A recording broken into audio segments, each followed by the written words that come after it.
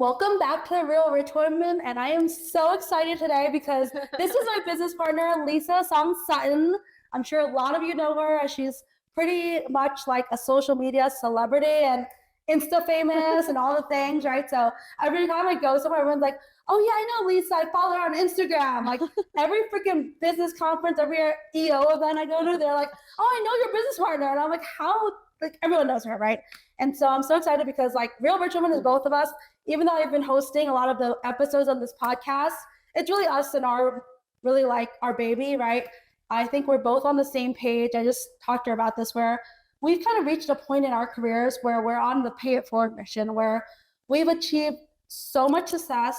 We're so blessed to have achieved everything we have at our age that we want to inspire, uplift, educate, and empower the next generation of women business leaders, especially in the real estate industry. So we want to help you build your 8-figure real estate portfolio. We want to help you build that 8-figure sales volume because that's what we've achieved. So excited to hear Lisa's story. Like, how did you get started in real estate? Like, tell us your story. You know, I know it, but tell the audience your story, I guess, about how you got started. Yes. Well, our backgrounds are fairly similar in the sense that we grew up in real estate investing homes, but I just decided to go to law school. Like it wasn't part of my career path initially. And then I've had my real estate license now since 2013. So it's been a minute, 11 years. Asian don't raisin though, so it's okay. So I've had my real estate license for 11 years, and I started my buy-sell career here in Las Vegas, actually at Sotheby's. And I was there for 5.5 years, literally working as a buy-sell agent. I worked at the law firm. I had cupcakes going as well. And then all the things. Yep. And also was like, hey, I want to learn the business. I have a book of business that I realized I had from the law firm. But I didn't have enough hours in the day to service it all. So teamed up with a real estate partner, and we had a team at Sotheby's. And I was like, look, like I've got this book of business.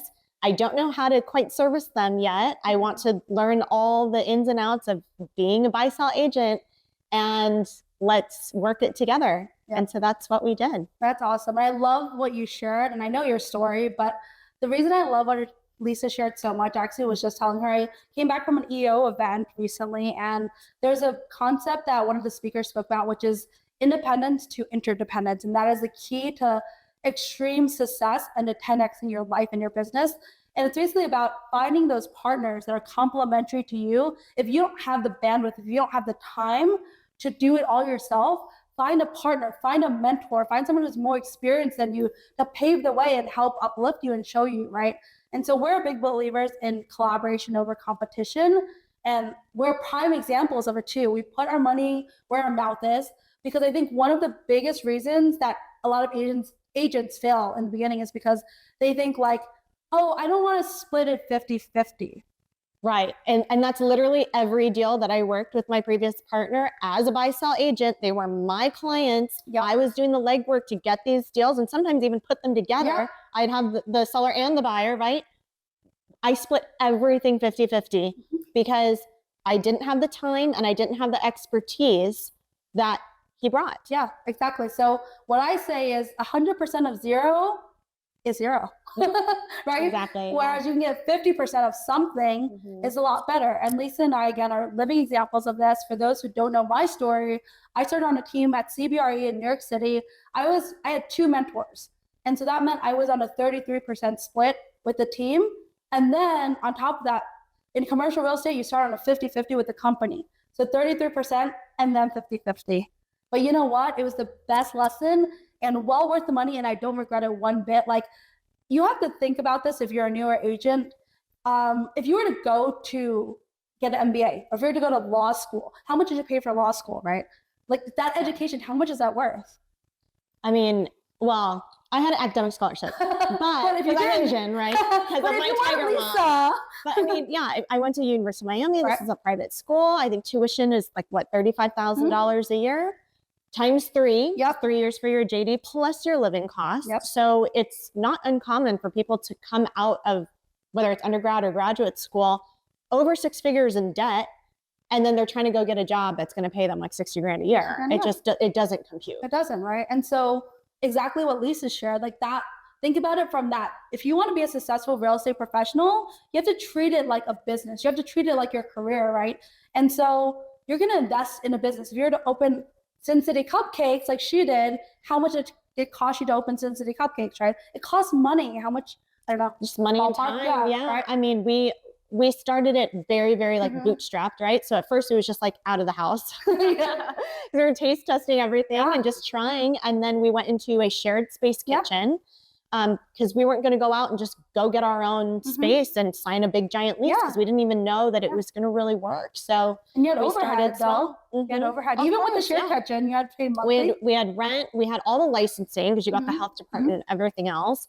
Obviously, our cost of goods. So it takes flour, sugar, eggs. It takes all these things to actually make the product. Exactly. And then plus your time and the labor. So of course, like you have to put the money in before you're seeing the output. And really that partnership of teaming up and collaborating, you will get further faster if you team up with the right people. But yeah, the right people is also very important because I've also heard some horror stories, as I'm sure you have, when you don't find the right mentor, when you don't find the right brokerage, when you don't find the right team, that's not a cultural fit, number one. And number two, with people that aren't really invested in you and your personal growth, like if they're fueled by ego and significance, which we've both experienced again on the flip side of people that we've worked with, then it's a very different experience than if they're leading with love, when they're leading with empathy, when they're driven by purpose and passion, and when they don't need the money and just want to actually help you. Like Lisa and I, this is why we're so in alignment, right? Because when Lisa came to me, I had probably like 3 or 4 offers from business partners and people looking for angel investors, people looking for like equity partners and things. And I said, no, no, no. Lisa came to me and I was like, hell yeah, anything you do, I'm in, right? And like, I didn't even have to know what it was, but I knew Lisa's heart and I knew her vision, I knew her capabilities, and I knew her work ethic. And it's vastly different from anyone else that I know. So like, I'm really grateful. I was telling her, like, I'm part of a EO, it's an international mastermind. Most people complain about their business partners. I was like, I love my business partners. It's amazing. Like, it's been great. We're like, it's like working with your girlfriend. So that's the culture we built. Yeah.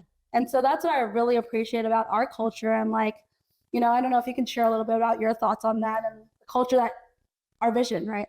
Our shared vision. I think as well, like when you're teaming up with someone, it's okay to look at where you're going and where you want to be. I think it's really important that, you know, sometimes you can't see the whole thing, right? It's hard to see the forest from the trees sometimes because you're head down in the work, doing all the work. And then sometimes you pop your head up and there's a misalignment. And it's okay. It doesn't mean that they were bad people or that it was a bad company. It might be that you just outgrew that situation and that it wasn't going to be the right fit for you long-term, or there actually was some sort of drastic XYZ circumstance that happened that you had to say, whoa, like that was jarring. And that I can see right away that this is not going to be a good long-term fit for me. So whatever that situation is, pay attention to both of that and be aware of that, because the way that you're going to be able to really succeed and really grow and personally develop too is when you're surrounded by people who are in alignment with you, who care about you as a person, not just about the business. We all care about the business, right? Of course, like that's so you want to put food on the table, right? You want to have everything that you want to have. So theoretically, anyone that you're working with and partnering with, they should care about the business. That's a no-brainer. Do they care about you? Yeah. Do they care about you? And it's not that you have to be best friends with this person and you do everything together and you're glued to the hip and that's that. Some people have that type of relationship and that's awesome. But at the end of the day, that's the larger question is, do they actually care about you as a person? And if you know that and you feel that, then you can operate in a different capacity.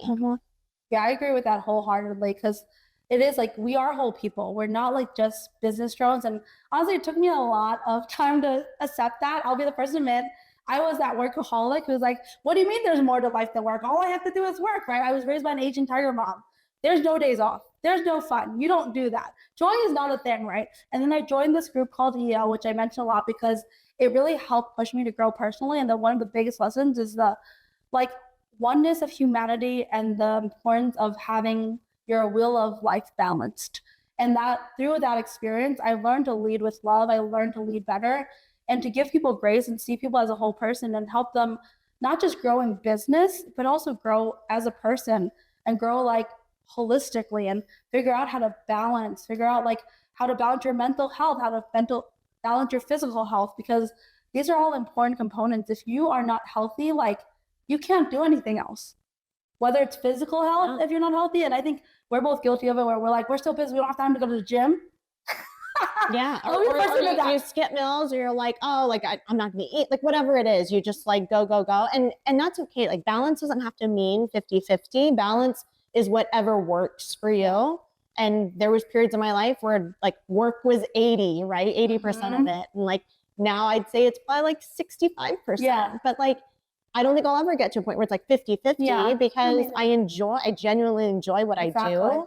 So it just has to be whatever works for you. It is, yeah. And everyone's unique. And that's another lesson I learned, that not everyone is a type A personality that wants to work 7 days a week like me. Like some people want to work 5 days a week, and that's totally okay if that's your MO. Like obviously I don't have children right now. I can work 7 days a week. And for me, my work energizes me. So I'm like, it doesn't feel like work when I'm like going to networking events, when I'm helping our team. Like that doesn't feel like work to me. It honestly feels like hanging out with my girlfriends. So it's like, it's very much for me a work-life integration at this point, where I'm like, I love our team so much. It's like shooting the, shouldn't say, but you know, shooting the Rob will bleep that out, with my girlfriend. So I don't mind it. It's fun. Content creation is fun. Educating is fun. Like growing and learning together is fun to me, right? So, and I think part of like why I feel like we're so aligned as well as business partners is because we genuinely care about our team and our agents. Oh yeah. Just like we talked about before, like theoretically, like everyone's going to care about the work and the company because there is a financial incentive there, and it's part of why they're there in the first place. But it really is a different feel and culture and perspective when the people that you get to work with every single day are smart and driven and capable, and you genuinely like them as a person. You want to organically, you want to see them grow, you want to see them succeed, you want to do everything you can to possibly help them. And I think that's where you create like a very magical culture. Yeah, definitely. And I think it's important that when you're considering a brokerage, your team, or your mentor, to really know that it's okay to set boundaries. I feel like something I've connected with a lot of agents who are personal friends or have reached out to us to like interview, and we say no more often than we say yes. And it's not like we don't like you as a person. We're like, look, we love you as a person, but because we love you, like, I don't think this is the best fit for both of us, right? If you're not in alignment, like if you're the agent, honestly, that wants to make 50 to 60,000 a year for the rest of your life, you're not like in alignment with us. Like, good for you, no judgment, but Lisa and I are going to push you like Asian tiger moms, and you're probably going to hate us. And then we're going to be frustrated and be resentful because we're both not in alignment on the goals, right? So I think that's really important. That's something I recognize, and I think you too, right? That we've learned over time. Well, and for me, when we're talking to agents and we're looking at who are we going to be collaborating with and working with together, really because it's a partnership, it becomes a real estate partnership. Are they someone who's a self-starter? Are they someone who is not going to back down and take no for an answer, and they're going to push through? Because real estate's difficult. Transactions get crazy. Clients are crazy. Buyers and sellers are crazy. The other agent on the other side of the table, crazy. Like, there's going to be so many crazy, unforeseen circumstances that will come up. And if you don't have the resilience to get through it, you're going to burn out in whether it's 6 months or 2 years. And that's going to be that. And really, like, that's one of the things that we filter hard for, just even in relation to culture fit, is looking for whether someone's resilient and whether someone already has that attitude where they're like, look, like, I know that I'm capable. I just need more. I need a push. I need more resources around me. Yeah. It's that, like, someone with grit, someone with resilience, someone with work ethic, and someone with drive. So if you're the kind of person who actually wants to make $500,000, $600,000, $1 million a year, and you are looking for your millionaire mentor, then we are the people for you, right? We're the people that are going to push you to be like, let's get this to 7 figures. Rob's going to have to edit out the cursing. Let's get this to 7 figures. let's get your real estate investment portfolio going. Let's get your real estate investment portfolio to 7 figures, then to 8 figures, because we've both done this. We're teaching from experience and not from theory. And that's also a big, I think like how do I say it? Like a very important point I want to bring up, because we're both part of Mastermind. She's in YPO, I'm in EO. You can Google these, right? And what we've learned about that is you want to learn from people who teach from experience and not from theory, because they've actually done it, right? And it's completely different. Yes. And I've had mentors just throughout my life, people that I've learned from, and you can tell right away the ones that are teaching from theory and the ones that are teaching from experience. And I found actually that the ones that teach from experience are usually the ones that they make the most time. They're the ones who are so giving. They're the ones who are like, yeah, let's do it. I'm all in. And it's so nice to have that, like knowing that you have that type of support. And I just don't think it can be replicated. It can't. And here's an interesting story. So one of the agents that we interviewed, who's with our team now, I won't say the name because I don't want to violate any of her privacy. But when she first came to me and interviewed, she said she told her broker she wanted to make $250,000 a year. Her broker said that's ridiculous and unrealistic. And I was like, $250,000 a year is totally realistic and totally achievable. Why would he say that? You know why? Because he's never done it himself. Yeah. He thought it was out of reach because that was his own self-limiting belief. Right? So he'd never made it himself. So of course he's looking at an agent coming to him. Like, oh, you think you can do better than me? And they're threatened by agents, right? Whereas we, on the other hand, are like, look, we want to hire people smarter than us, right? I always say, I'm like, with a lot of our agents, I'm like, I hire people smarter than me. I'm not threatened at all by them. I'm not doing this for significance. I'm not doing this for money. I have the money. I have the significance, honestly. Like, Lisa and I both have that. She's a TEDx speaker. She's like got all these accolades, right? I'm an Amazon best-selling author. Like we've both spoken on countless podcasts. We've gotten all the things. We don't need it, right? We're not doing this for that like significance, for that like, oh my God, it's all me, me, me. We're doing this for you. We want to actually pay it forward. We want to help you make your $1 million. Like literally my life mission, I've told people, is making 1 million millionaires. Why? Because my family made all our wealth by investing in real estate and building businesses. And the reason why we were able to invest in real estate and build businesses was because my mother was a real estate agent for many years. And as the first generation immigrant from Taiwan, she, with her broken English, was able to navigate the transactions, do 30 to 40 deals a year, use all her commission income, invested in real estate. And I was a part of that process since I was 12 years old. So this is why I'm passionate about it. Because this country, and this gets a little bit political, but this country gave us all the freaking opportunity we have. This country gave us everything. Literally, we came here with $5,000. Our portfolio is over $20 million. And that's not including the businesses that we have separate from the real estate portfolio.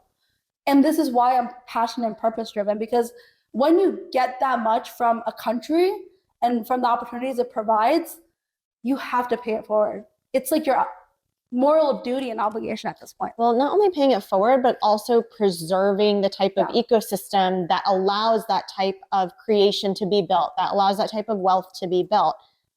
We live in the best country in the world. We live in the greatest country in the world, and 100% pro-growth economic policy is extremely important. Capitalism is extremely important. These are all basic tenets that the country was founded on. And so there's a duty there, there's a responsibility there as a citizen to help continue to foster and sustain that type of ecosystem. And the best way to do that is by empowering people, teaching them that, and empowering them and realizing that they can build something themselves. Not that they're waiting for a handout or waiting for something from the government or waiting for someone just to give them something. That's not going to create a fulfilling life. That's not going to create wealth. That's not going to create anything that anyone wants, even if they try to sell you it in the short term. So 100%, like this ecosystem that we live in, and the reason why America functions the way it does is because it's full of people who are go-getters, and they're willing to get out there and just get in there and do the work and not wait for someone else to give them permission or give them whatever they're waiting for or expect a handout. So I just think it's so important that like we have responsibility to sustain that and create business owners and create investors and create people who are self-sufficient and have the ability to provide for themselves and their families. Yeah, I definitely agree. And this is why we're on the same page in so many ways in our cultural values, I think ethical values, and our political values. Well, you know, and I'm on the board of Nevada Policy Research Institute, and that is just purely focused on pro-growth economic policy. Some people call it conservative economic policy. Yeah. It's pro-growth. It's focused on how do we make government smaller and make regulations smaller and tighter and less crazy so that people can live their lives, so that people can go create businesses, so that people can buy a property and put it on Airbnb without having to answer to a million restrictions. Continue that.